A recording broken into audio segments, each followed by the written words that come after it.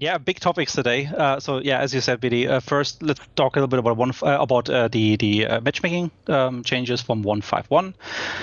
Review that, take a look at what's in store still, maybe clear up some misconceptions here and there, and then afterwards we're gonna dive a bit more deeper into the update that's coming to Test Server today.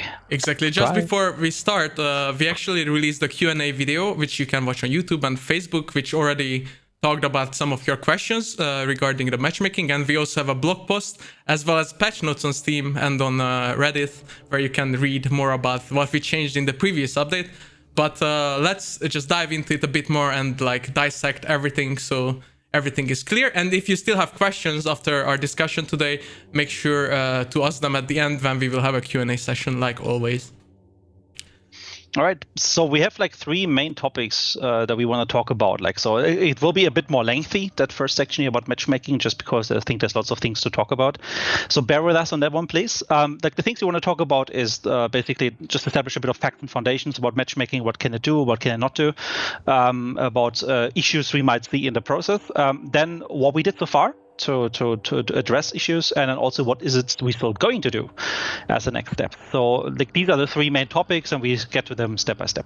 Exactly. So let's start off with the facts and boundaries. So that basically will explain you how it currently works and what are some of the changes we introduced in 1.5.1. All right. So in general, I mean, the matchmaking system we have is based on an ELO score, right? So that is a score, as you know, from chess, and it's used to measure the player's performance against other players. So this is not to be confused with a kill-death ratio, for example, which is really just about like how many kills you do, how many deaths you die. This one is actually qualitatively measured, which means you get more points if you kill a player that is better than you, and you get fewer points if you kill a player that is either like just a little bit above you or even on the same level or below. So that means there is a different factor to just the KDA in this process because it moves faster or slower based on the quality of the people fighting. Actually, just to what Lodk Lodk told me, who was in the video with me, who is our live service producer for Hunt. His explanation, to just so you guys understand, was the difference between KDA and the PvP rating.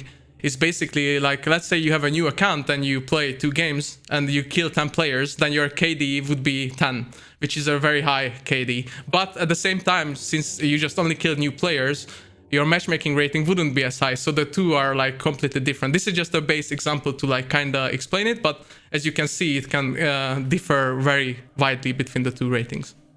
Yeah, I mean, of course, it's fair as an assessment to assume that if someone has a high KDA, very likely they also have a high matchmaking rating. So that goes without saying, but it's not the only measurement. And it can mean, like, for example, if you play carefully from a distance, you kill a lot of people from afar, but you don't get into fights. It means, sure, you might rack up kills, but the moment you go into a fight, you're probably the one who loses most of the time because you don't have the experience. So that's where these two things can differ a little bit. It's just important to establish as we go through this discussion. The same is true, obviously, for prestige and playtime. They're all not factored into this ELO score. It's really just about shifting the same score between players as they kill each other and then move up or down on that same list. Exactly. Then the other bigger question is how teams are calculated currently. Yeah. So there's basically when you play in a team, we take the average of the people inside the team. So that means if you have a good player and a bad player, like one with a very high ELO rating or PvP rating, another one maybe he just started and you want to show him how the game goes, he will have a very low rating. For the purpose of matchmaking, your team will be considered average because very good, very bad kind of evens out, right? So that means, of course, still that the average is a factor that you need to always keep in mind as you look at matchmaking. There's also additional handicaps that we do apply. For example, if you play as a solo against duos or trios, or if you play as a duo against trios, you're basically in an under-strength team, right? There's fewer people in your team than in the enemy team, and we give you a handicap for that. That means that in the matchmaking process, you will not be treated equal to other teams. You will be actually getting a bit of a bit of a boost. That means you will be likely coming across weaker teams. They will have more players, but their skill probably is a little bit weaker. Like this is, for example, important to also consider here. So you might still be able to come across like a high-skilled player, but obviously he might be just a part of a solo team or just an understrength team or even a random team, which is another factor. Like random teams are being treated slightly differently, for example, to invite teams. Like because we assume that if you and your friends play together, you're likely using the external voice calls. Like you have just play together many games ideally, so you know what's going on. So your coordination will be much better. So that's just an important factor. So all of these things contribute to the matchmaking score, and it's just important before we talk about the details to establish some of these points. I think many of you probably already know about them from our recent blog post and the Q&A video with Lodk, but it's just important to make sure that we establish that before. Yeah. All right. Let's dive into more details about our matchmaking. So obviously, when you have more options, just like the skill-based matchmaking tick that you can now tick, that means that it segments the player base a bit more. Therefore, at the same time, it will be less players that can be matched, and that can affect lobby times slightly. So you may have to wait a bit longer, and this is especially true for smaller regions. Yeah, I mean, we see obviously you guys rightfully complaining about, hey, like the matchmaking times to take a little bit longer. Unfortunately, that's just a side effect of giving the player the choice to choose between one or the other. We still have some mechanics where sometimes players can be moved between these systems. We get to this a little bit further down the line. But in general, obviously, the moment you give choice, you split the pool of possible players you can match again, depending on what choice they made. That's just a normal consequence. Yes, and then let's talk about the fairness when the skill-based matchmaking is actually turned off. What happens then? So yeah, basically, if you turn the skill-based matchmaking off, that means that it's going to be actually a very similar experience to what we had before the update, right? The game still tries to find you partners that are close to your own matchmaking rating. However, in case the time runs out and there's not been enough players put together to form a session, then it will pick players from above or below that in order to fill up the session. This is more important to get a full server rather than the fair server in this particular case, as it was before the update. And as such, you might see like maybe a veteran coming across a new player just because obviously they deactivated skill-based matchmaking. That's the consequence. Exactly. And then let's talk about a big topic that we haven't really addressed, and that is queue canceling, which you guys, by the way, shouldn't do. And we will explain why exactly. So yeah, I mean, this is something that has kind of established itself a little bit, I guess, as like the little secret everybody thinks like it's going to help them so much with matchmaking. It actually is counterproductive here because the downside is that only at the very end of the queue will the system try to fill up if it hadn't filled up enough from its own rule set. So like with the skill-based matchmaking turned off, only when it's full will it basically check above and below and really fill up like the remaining slots. So by just basically canceling out right before that, you're basically just resetting the queue for yourself. So it doesn't really help so much. So we always suggest leave it running to the very end. It will overall give you the better experience. Exactly, and then we have like a bit of an explanation about each possibilities. So when players have skill-based matchmaking enabled, then the game, as Dennis said, will wait for all players in the bracket, and then at the end it will add all players that have not enabled skill-based matchmaking at the very end, as they don't care about matched as skilled players. But when it's disabled, it obviously first checks for every possible player that also disabled skill-based matchmaking and then start at the end with all. But if it's not completely filled at the very end, then obviously it joins into the previous bracket. Exactly. And then what happens when you actually cancel again? So if you cancel before the end, again, it just resets you, right? It brings you back to the start of this queue again, and it doesn't help you, right? Just let it finish. It's the best option. Just exactly. Trust us on this. So yeah, if you wait till the end, then that's where the extra players are added. If you don't wait, then you just restart the whole process. So you won't actually will have better lobbies or anything. It will be just a longer time till you get into the game. So just don't cancel, and it will be better for everyone. Okay, let's talk about a bit about PvP rating, which is obviously a very discussed topic, and how it's between individuals and versus teams. Yeah, so this is, I think, something that people like really need to keep in mind when we talk about matchmaking. So an ELO system, like it comes from chess, for example, is a one player measured against another player, right? It's always not a team, but an individual measurement. Now, in our game, we have teams. That means there's always the problem, or the challenge rather, that I can play in a team with a friend, with any friend, and I might be good and he might be bad. That means if we go together into a game, one of us will always be a little bit disappointed. That's just the nature of having a good and a bad player together. So we try to mitigate this, like I said in the beginning, by having like an average score calculated for the team based on all the participating players.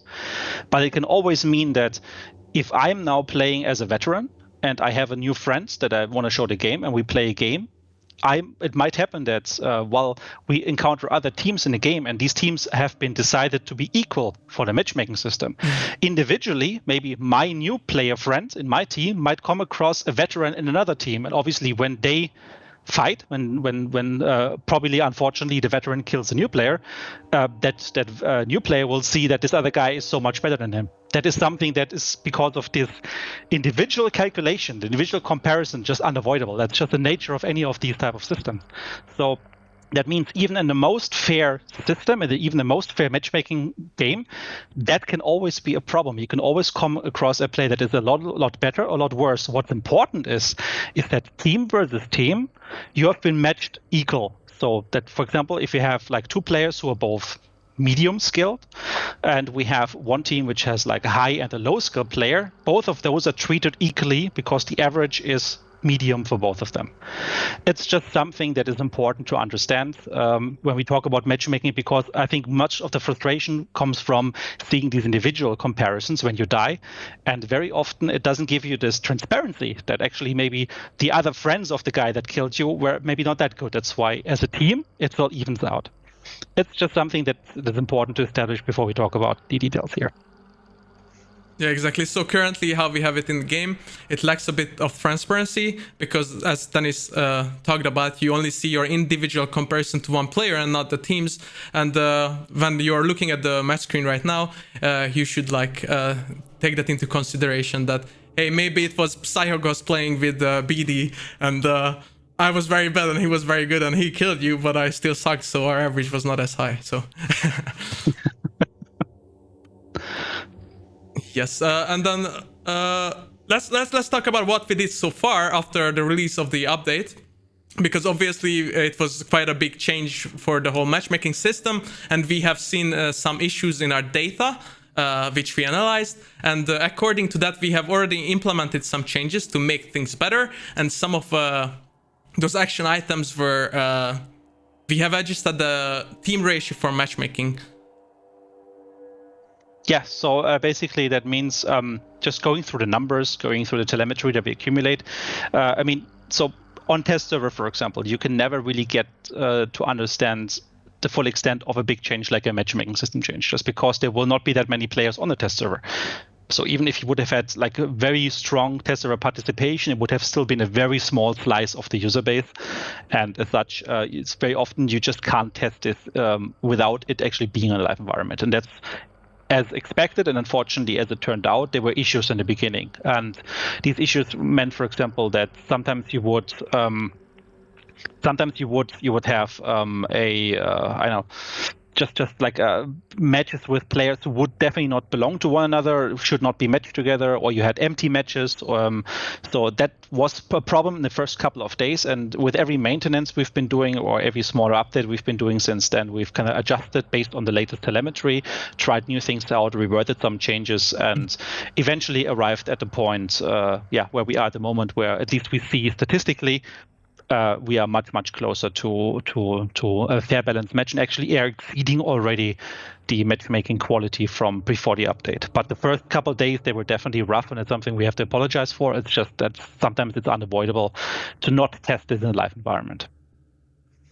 The other thing we have already implemented is adjustments to the Lodk system, which we have already just introduced. Could you tell us about the system itself and what we changed? Yeah, so the ELO decay system is basically a system that if you're not playing for a while, it decays your ELO rating. So it takes into account that you maybe are less familiar with the game, you've forgotten certain things, so that when you come back to it, we don't place you against the same high level of enemies that maybe you were used to as you stop playing. So it kind of like makes sure that if you come back after some time, you will not have maybe as hard as a time. There's a new change that we did in 1.5.1, and we kind of balanced the adjustments on how much this ELO decay is factored into the matchmaking as we went forward. For example, initially we had both the recent matches as well as the lifetime matches being factored in, and right now it's more tailored towards the lifetime in order to determine how much the ELO decay should matter for finding the right place for you in the ELO ranking. And lastly, one thing we changed, which actually improved on the matchmaking quite a lot, is we have added more brackets for very high ELO players. So could you tell us, Dennis, what exactly we did regarding that and why did it make it better? It's basically just another of those smaller things we identified, is that specifically the high ranked players ended up very often in matches with a medium level placed crowd. And to rectify that a little bit, what we did is we just increased the number of brackets for the high ELO players to be placed inside, so that it's less likely for them to come up into matches that they really would just massacre everybody, because obviously they know what they're doing. So all of these 3 points we see listed here, they're basically part of what I initially said about just like going through the data, doing some tweaks, reviewing and monitoring, and then doing further adjustments. And it's an ongoing process, and we will do much more of that moving forward. Yeah, and guys, we will actually have a blog later this week, which will talk about all these changes we have already done, and also what we are going to do, also what went wrong. So please make sure to keep an eye on the Hunt website or our social media channels where we will post that, and that will be like a pretty detailed overview of everything we also talk about here. And talking of that, let's dive into what we are planning to do in the future, and how are we gonna improve the matchmaking even further. So what is still to come? So still to come is an ongoing, obviously, monitoring of the data, as I just mentioned, but also what we identified is actually a big issue is just the transparency, or the lack of transparency, and we want to increase that. So people very often don't understand why they ended up in the situations they ended up, and then they feel unfairly treated, and sometimes that's absolutely correct, but sometimes also just don't see the bigger picture, and therefore can't really understand that actually what they were doing is participating in a fair match. So we want to make sure this is something that you guys can actually see better, you can follow better, and therefore maybe come up to your own conclusions whether this was a fair game or not a fair game. So visibility is important, and then we use alongside obviously the further telemetry we gather to kind of like make sure we have enough of the brackets, we move the people right between the brackets. Like there's lots of moving parts in this formula, and we want to obviously smoothen that out and improve that further. Yes, and let's talk about the first step we are going to do, which is giving players a better self-assessment so they can understand their own skill comparison to enemies better. Yes, so I mean, basically what we're going to talk about now is 3 steps: what happens before the game, what happens during the game, and what happens after the game.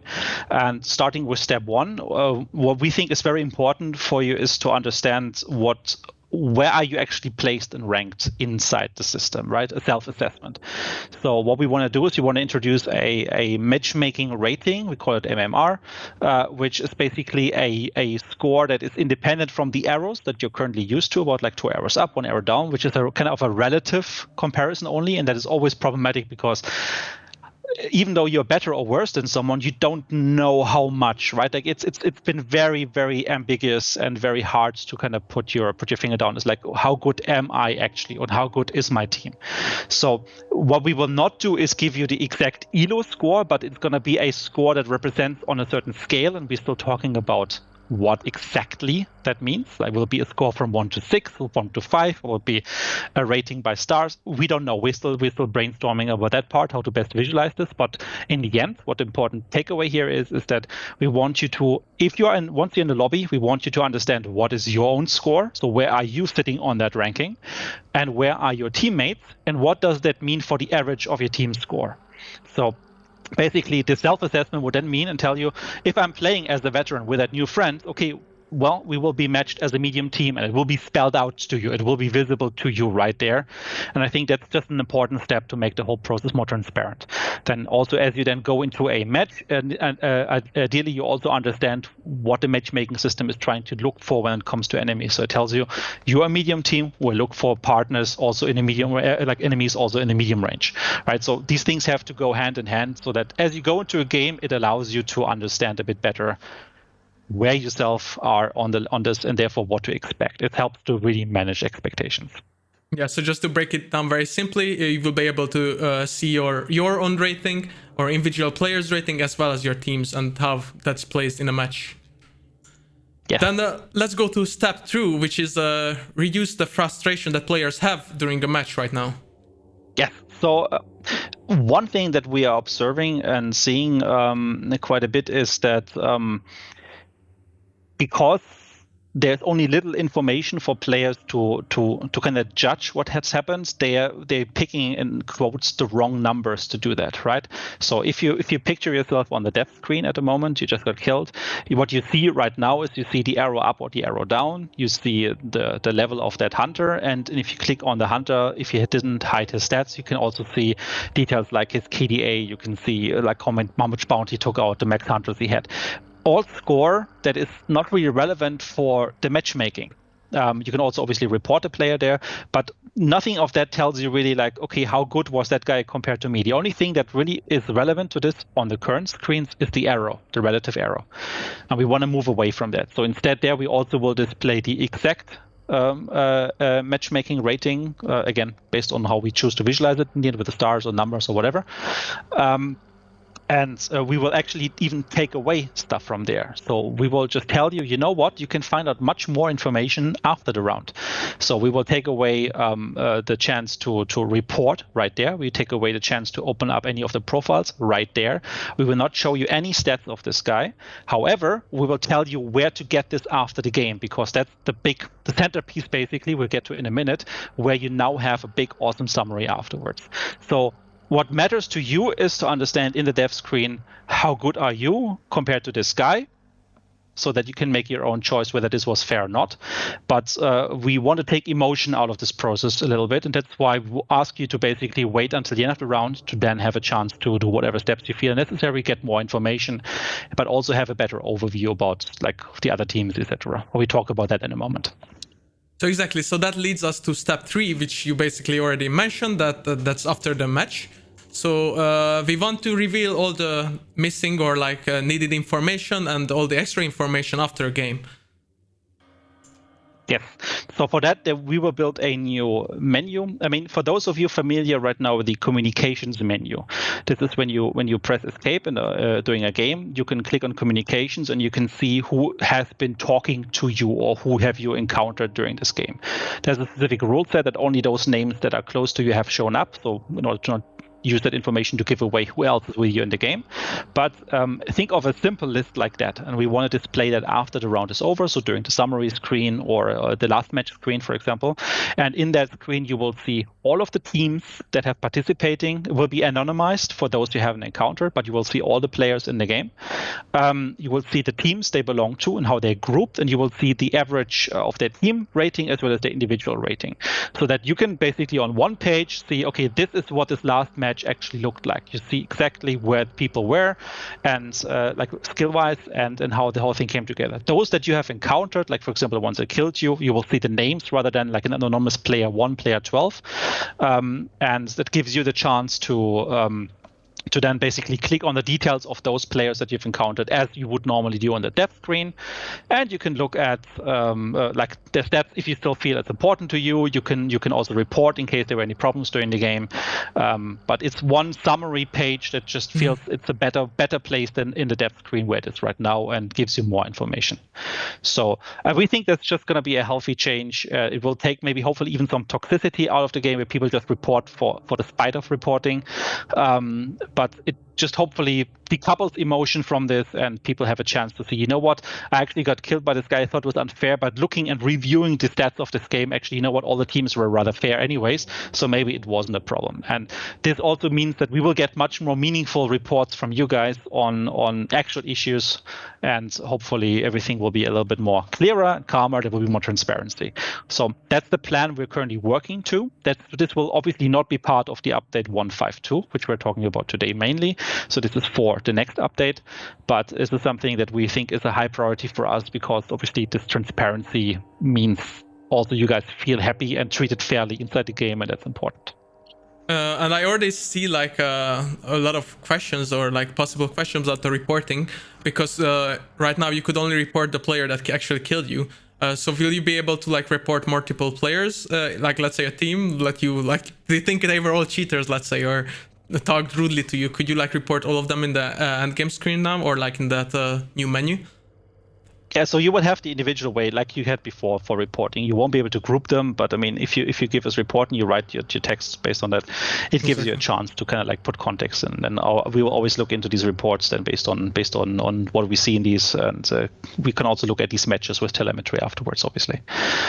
So yeah, reporting wouldn't change for you. It just means you don't have to do this in a rush of the battle, and you don't have to have this with the heat of the emotions of the moment. You can do this calmly afterwards from that debriefing screen, where you see all the facts, and you can maybe come to a better conclusion.